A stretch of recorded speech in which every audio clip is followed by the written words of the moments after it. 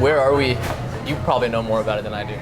Yeah, we're at Spinning J. Okay. This amazing cafe. The vibes are beautiful. I always used to come here after school. I went to Shy Arts High School, which is down the block from here. And this place just holds a lot of memories. It was where I was starting off with my whole artistic journey. This is just where I would come to like relax and hang out with friends and talk. And then even before I had a show, I would come here, or after a show. So it just has like the energy. Even though I don't come here as often, I still feel the same energy as I felt before. So it's really like nostalgic for me, for sure. It was really like something different every day. Like if I had a show later on, or if I was going to perform at an assembly, it's just whoever I was rolling with, we were rolling, and that was just that. Like actually last night, I love that you showed up with Do Too. That's like the vibes. Like I love being around other creatives, especially if I'm about to do something creative or like perform. I love feeding off of other people's energy. It was cool to see you and Do there. And then afterwards, I love having my own space and like reflecting and being like, okay, what did I do? What could I have done differently, or what did I like about this? So I'm a very with the quick reflective turnaround, person. you know, you were talking about you had this after last night.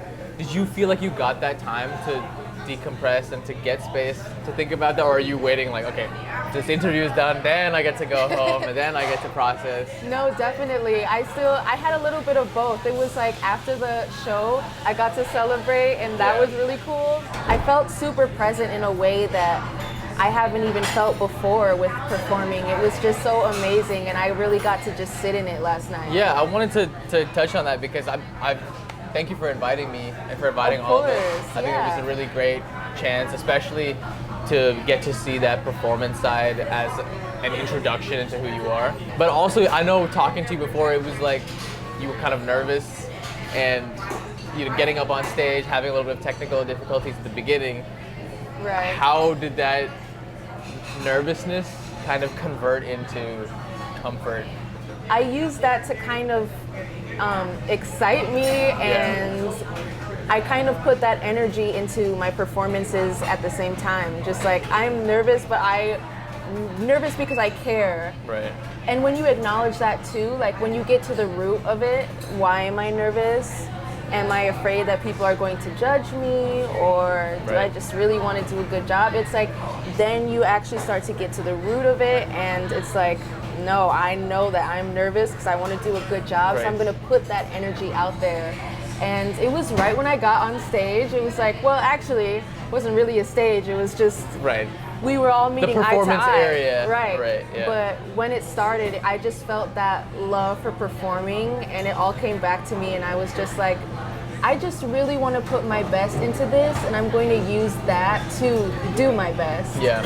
Instead of staying in this nervous space. That shell kind of. And people were turning up too, so it's like hard to not turn up with them. Right. You know, I was like, okay, you guys are lit. Like, okay, let's dance. You know what I mean? So it was cool.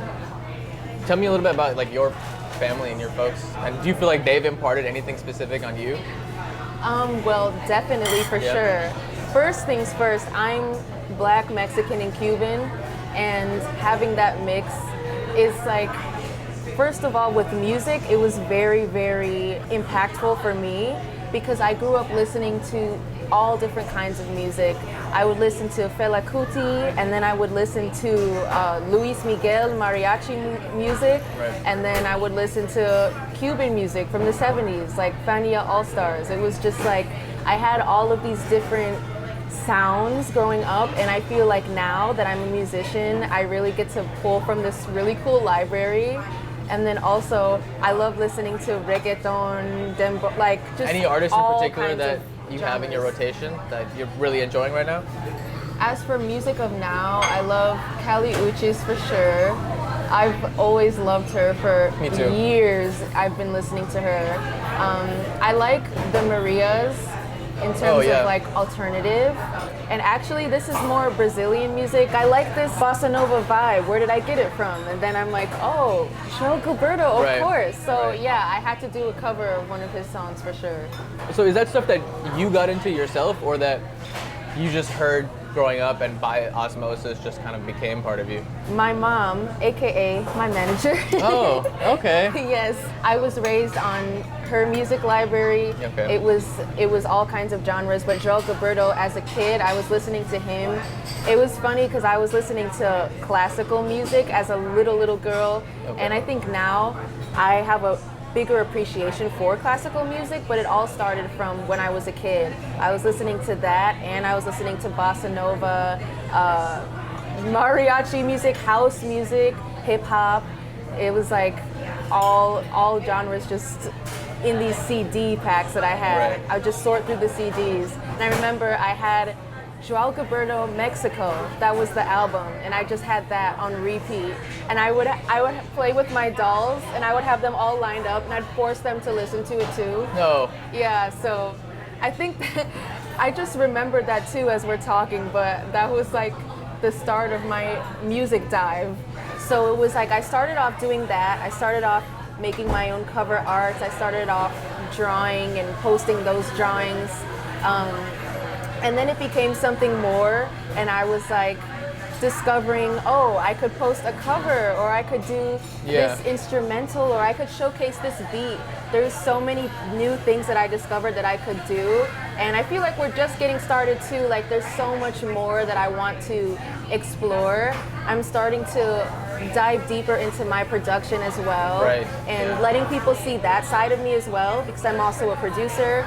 So I've seen you've made that a big part of your like live shows, and I think yes. even branching out into like DJing almost. One of the highlights of last night was in the middle of In My Dreams, you dropped the Finito beat, and then you finished out the In My Dreams track over that beat, right? Is DJing something that you want to get into, or has that always been part of your interest? Since I've been diving deeper into production, and I'm finding like I am very, very, very passionate about it, and I want to keep exploring it more and collaborating with more artists. I also find that DJing is super cool. Yeah. I would love to DJ as well.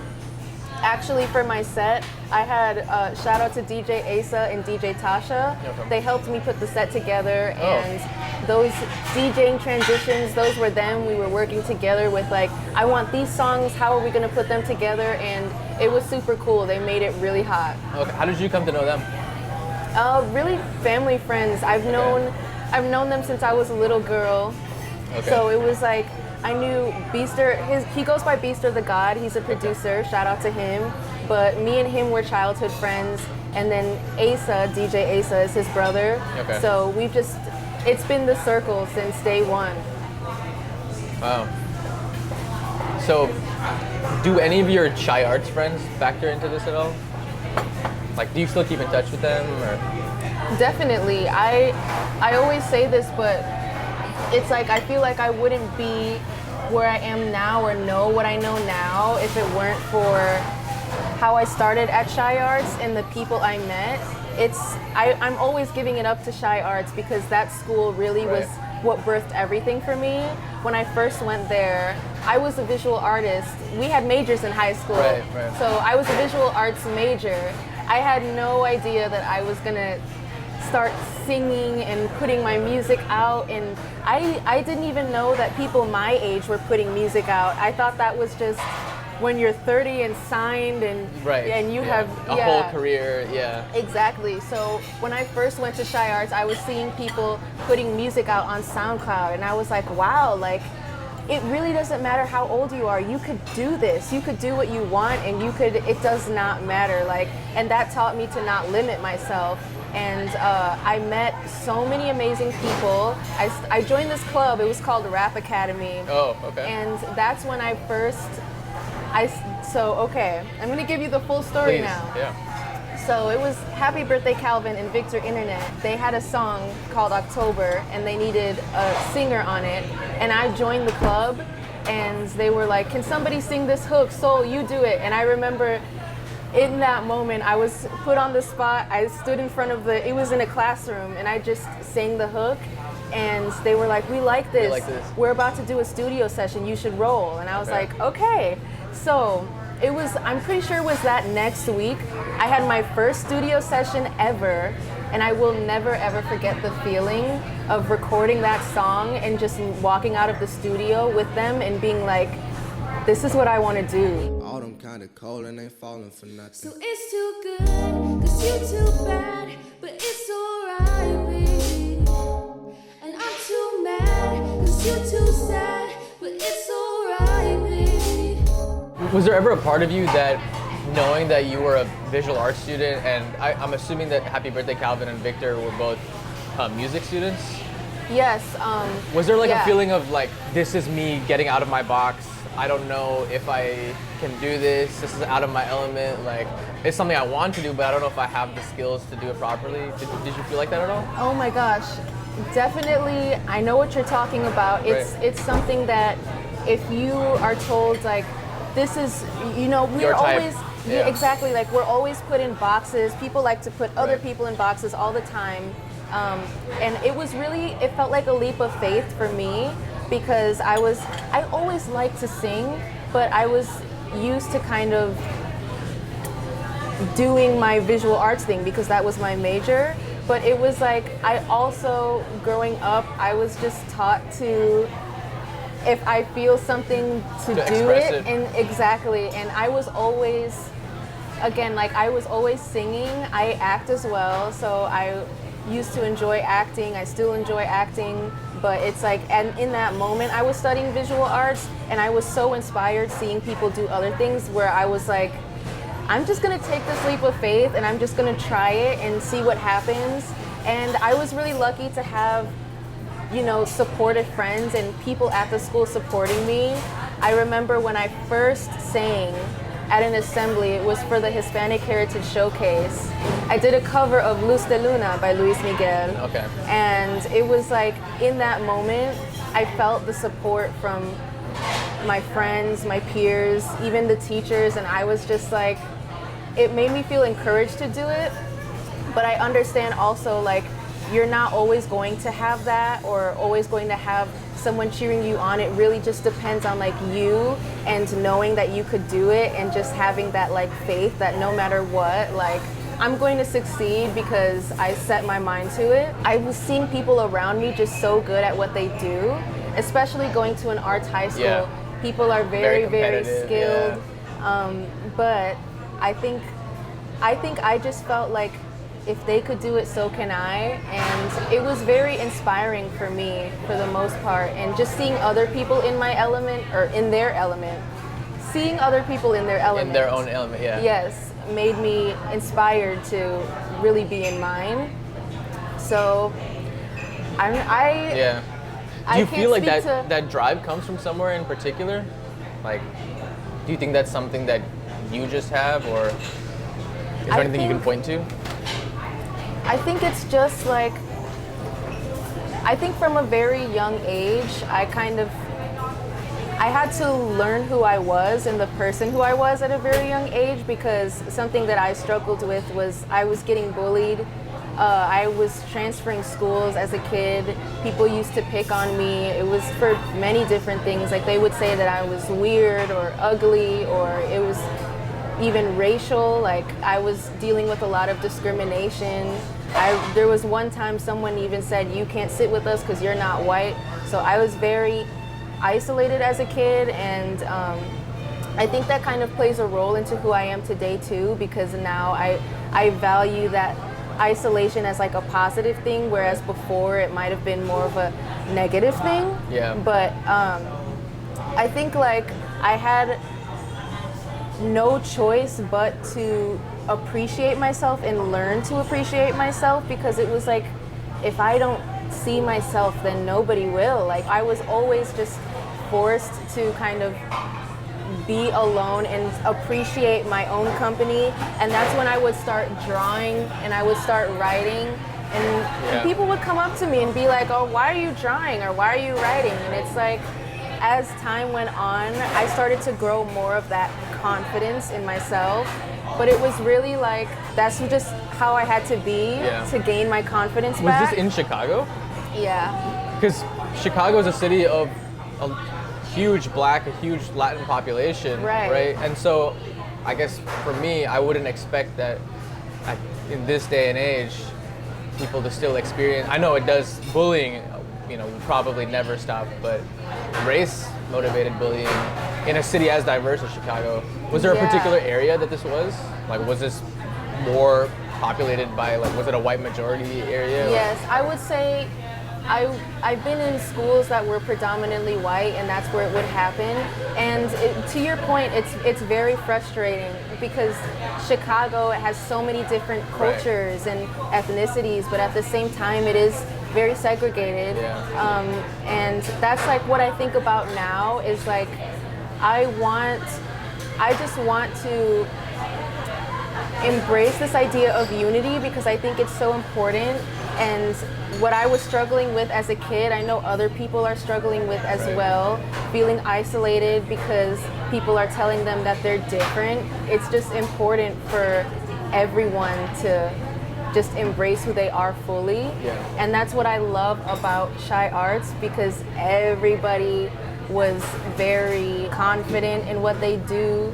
Everyone was talented in something, and it's like artsy kids are seen as weird, Right. but I think it's a cool weird. Yeah. I think we all embrace our weird, and that was what helped me in my creative journey as well. Do you think people find you intimidating because you went to Shy Arts? I would hope not. Do you get intimidated by any of your peers who went to Shy Arts? I think I see people that are cool, and I want to be just like them, and I'm Yeah. inspired by them, or I'm like, wow, like you are so talented. Right. Let's link up. Let's make something. I Yeah. think that's the best thing. Kind of going back to one thing that we were talking about before, is there ever a part of you that, despite all of the bullying when you were a kid, did you ever wish growing up that you were in a more black or a more Latin area of Chicago, that you were around kids who didn't discriminate against you as much, like looking back? Yeah, I think at the time I wasn't as aware of what the issue was. I just knew that for People were whatever being mean to reason, you, yeah. exactly. But one thing I do want to mention is that when I was younger, my mom and I, we started this. Well, she started this film project called Children of Color, and we traveled to different areas. We went to Cuba, we were in Hawaii, Mexico. I got to meet so many different kids from all over the world, and I learned about being present and appreciating what is special about me and appreciating what is special about everyone. Sometimes you get stuck inside your own world, and then when you step out of the box, you realize like, this is bigger than me. I might be the only one right here on my block, but like when I make the scope big enough, I'm not really alone. Exactly, Right. exactly. And that was impactful for me too. That was the first time that I had an acting-esque kind of role, and it made me want to act. I was in front of a camera, I was doing voiceovers from a very, very young age. I was Yeah. narrating. It became more than just a home video. It became a film project, and Yeah. it was like, that was something that it made me realize I just love the whole process of filmmaking. I think it's so cool. But Are you always acting when you're in front of the camera? Like, are you acting right now? am I acting right Do now? you feel like you're acting? I don't feel like I'm acting. I feel like Okay. we're having a conversation. Okay. But I mean, I think it does something to people, right? Whenever they are conscious in some part of their brain, but they're being monitored. It's very interesting. I'm going to school right now for acting. Okay. So I go to UIC. I'm in the acting program, and we're learning about different techniques for acting, and it really is, you have to think as the character. Right. So it's like when you're in character, it's an entire different mental experience. Like inhabiting a new personality. There's this thing called actioning, Okay. which basically refers to knowing what you want out of the other person. Oh, So okay. like, let's say, So what is it that you want out of me right now? if I was actioning, I would think, okay, I want him to think that this conversation is interesting. I want him to find me intelligent, then I would maybe straighten my posture, or I would speak in Right. longer sentences. You know what I mean? So it's Okay. like thinking of what you want out of the other person Yeah. and then changing your behavior to Right. match that. But that's like acting. Yeah. But right now we're Just chilling, talking. yeah. Right. Do you feel like you self-monitor even outside of an acting situation? Like evaluate how you're coming off to the other person and then constantly tell yourself, oh, straighten my back up or speak in longer sentences. Or, Yeah, I definitely think that that is inevitable, especially when you're your greatest critic, Yeah. your biggest critic.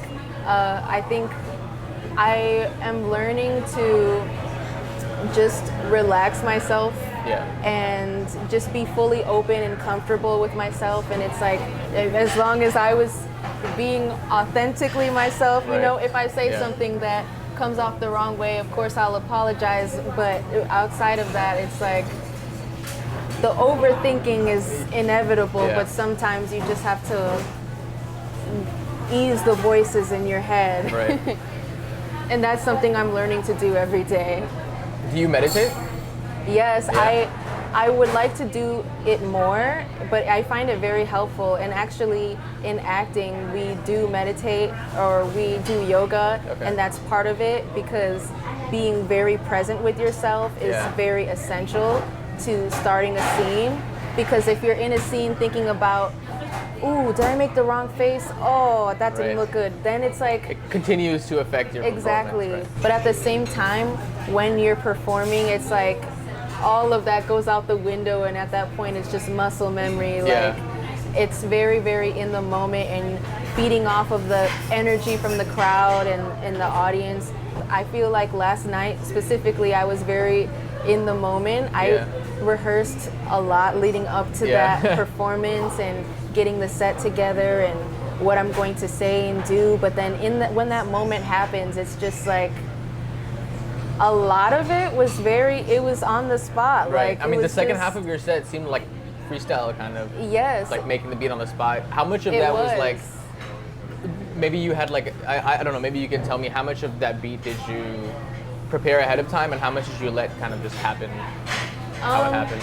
It was a little bit of both. I had an idea early on, and I was like, I want to make this intergalactic kind of. I call it space trap. Oh, okay. This space trap kind of That's beat. your genre? Yes, Yeah? actually. Okay. That's like, and you'll hear it with my Mew. Yeah. You'll hear it with my new music coming out soon. Yeah.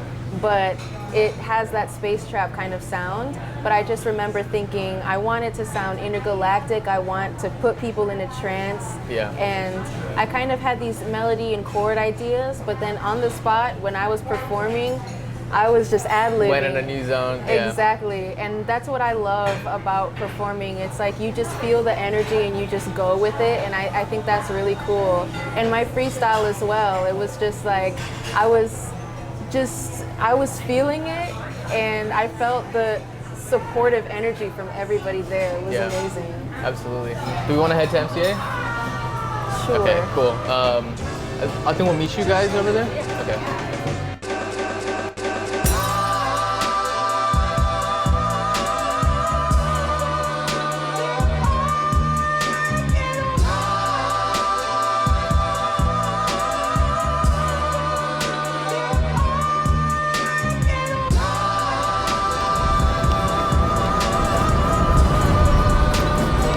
We're here at the MCA, looking for Soul, waiting for Soul to arrive.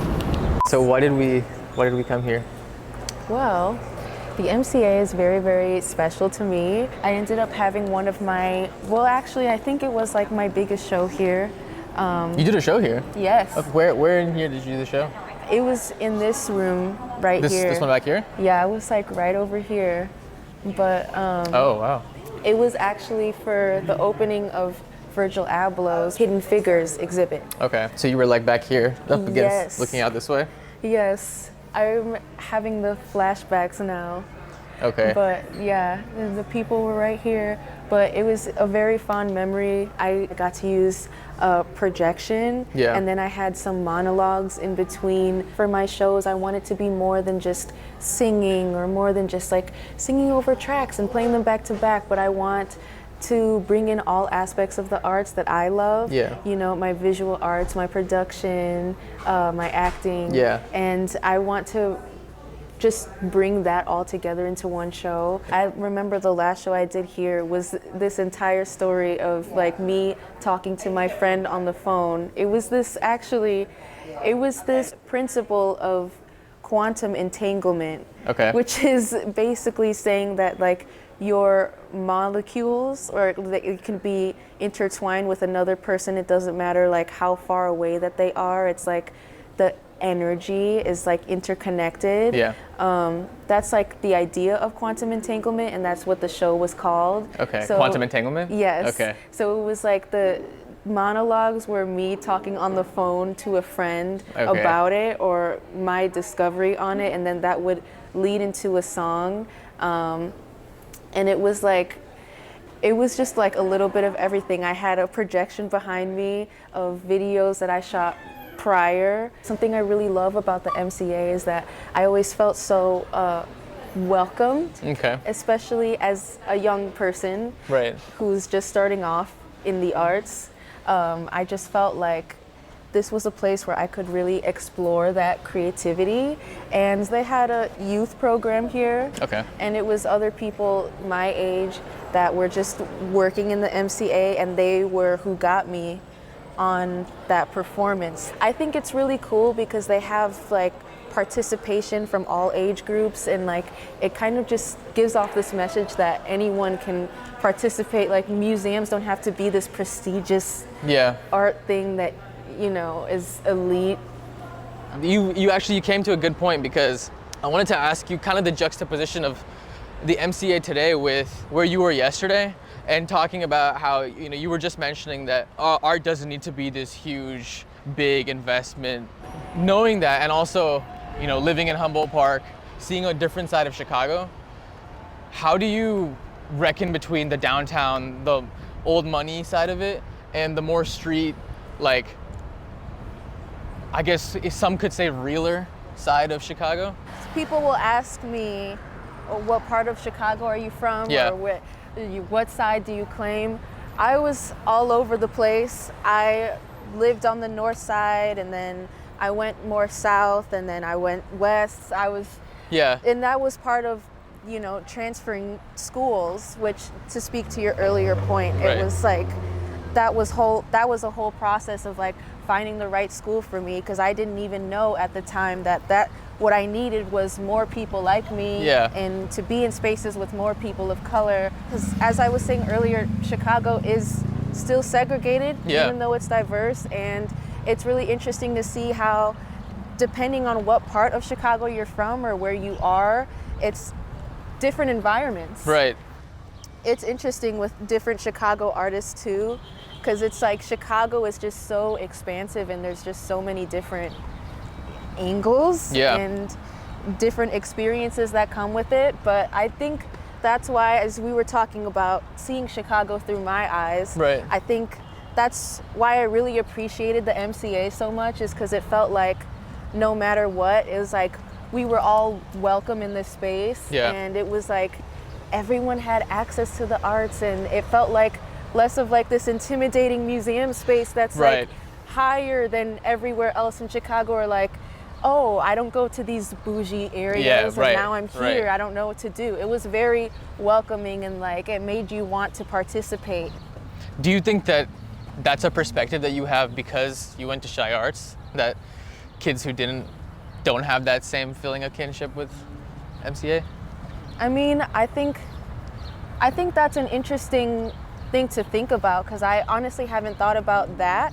I know that I've definitely, even though I was in that artistic community of Shy Arts, Yeah. and I was around that, I think that sometimes it can be intimidating, Yeah. or like you're just like a fish out of water. Right. Because for me, for somebody who's an outsider, it's hard to and not even just for me. I mean, I think generally it's hard to fit in for people. And there seems to be something in Chicago that likes association with one side over the other. Yeah, You know? yeah. You feel that? Yeah, definitely. Yeah. I think it might be like a lot of places too, like California and New York. It's like, what do you claim? You know what I mean? Right. I claim different parts. Okay. You want For to sit down or different something? things. Yeah, sure. Okay. This is an interesting, like, log, I guess. Is that what this is? One thing that really inspired me to kind of ask that was that mixing of finito with, like, more Right. of like a jazzy, soulful, space trap sound. It feels like I'm yearning for love. Spinning and turning, I'm lost in returning. It feels like I'm yearning for love.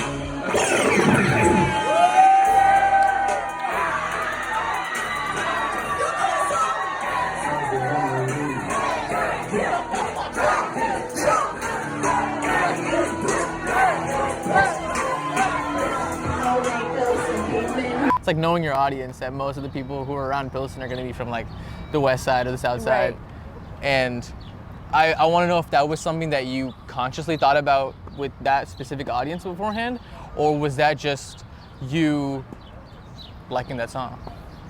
Well, I do like that Yeah. song, but I think it was a bit of both, yeah. And like in this community, like if I'm at a show or like a concert, something similar to that, we're all turning up to Finito. Like, Right, that yeah. song comes on and we know what it is. So I felt like that was our song. And I think, to speak to your point, like that is interesting. It is like, it reflects how I do pull from all these different areas, and with the jazzy influence, and then we have rap, hip hop. Yeah. It's all of it comes together for the soul shows. Yeah.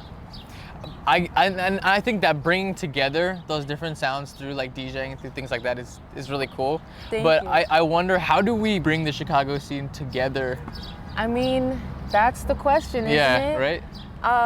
So one thing I would love to do is to collaborate with people more, and through music, thinking about unity. I think it's even better to get more people on to learn from each other and Yeah. and, you know, But I guess I wonder, like, you know, understand. even when there's like a Lil Durk collaboration with like, I don't know, somebody from the west side or somebody from the north side, do you think that really does anything to change the way that people feel?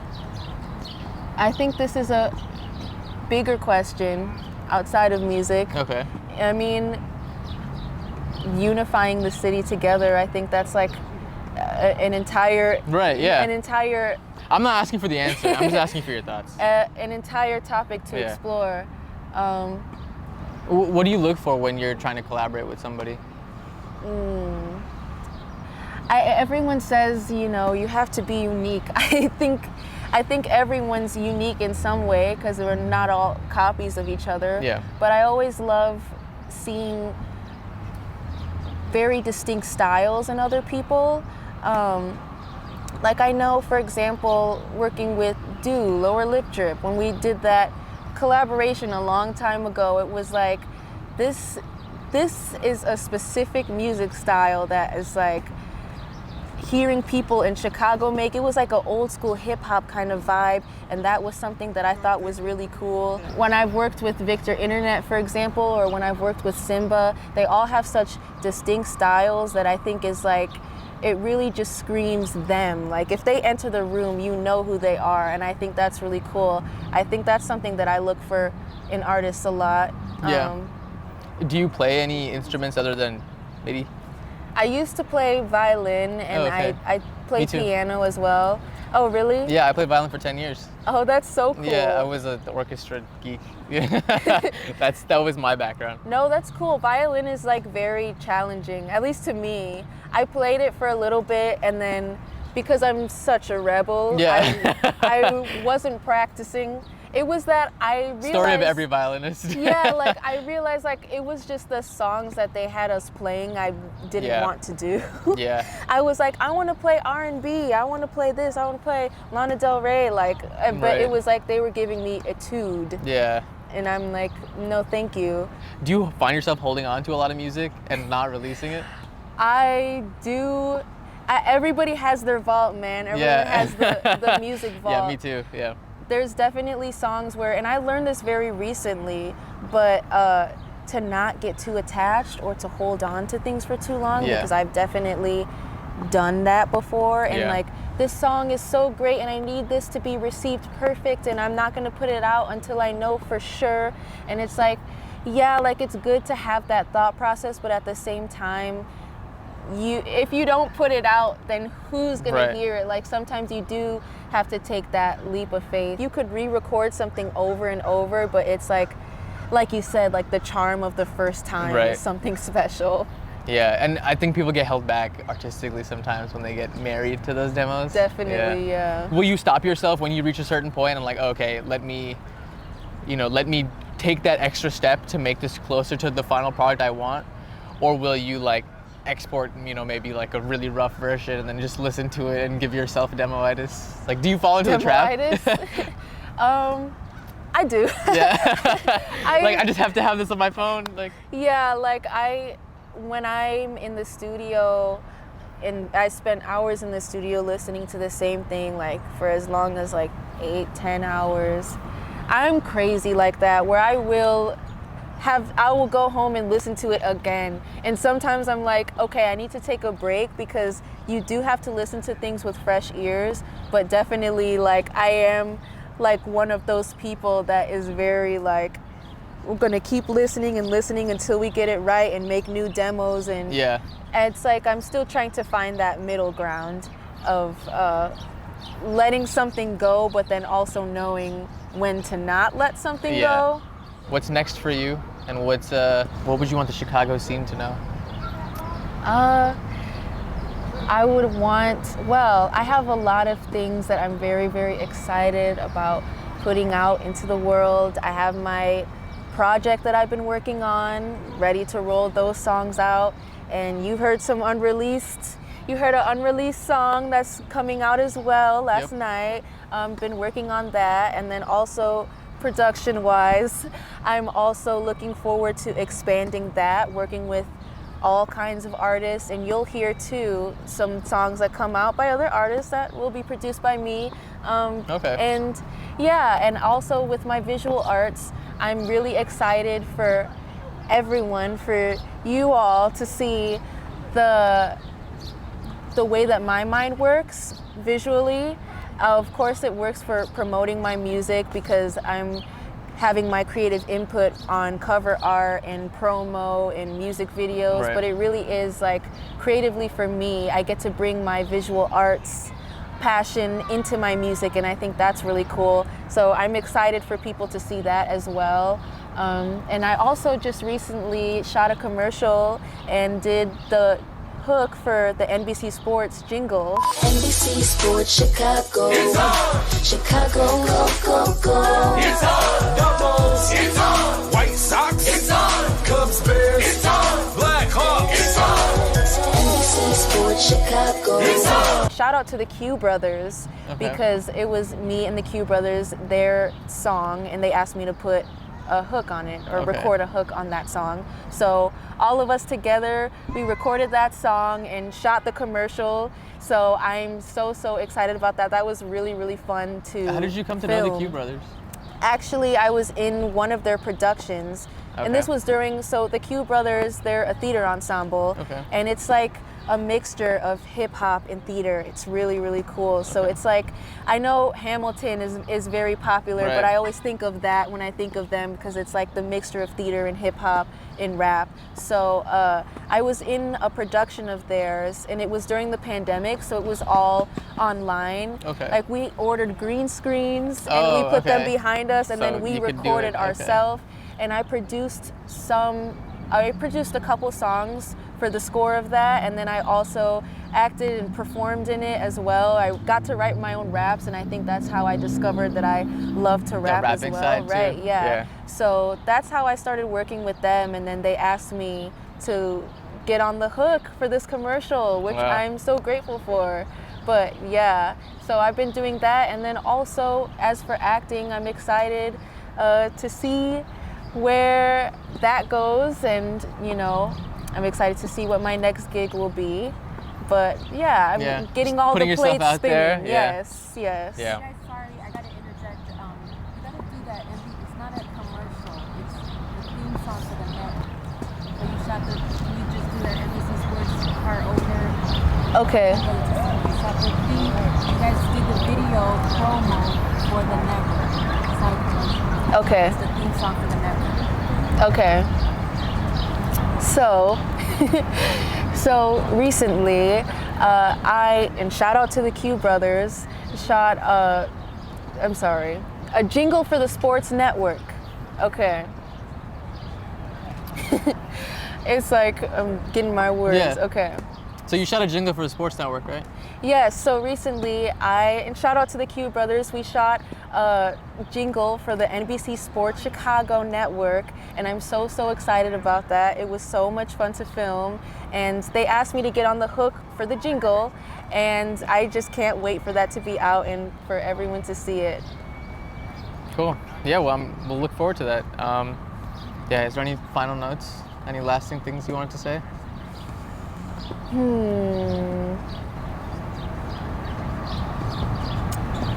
That's a great question. I feel like I'm putting pressure on myself to say the greatest, most You could just say bye.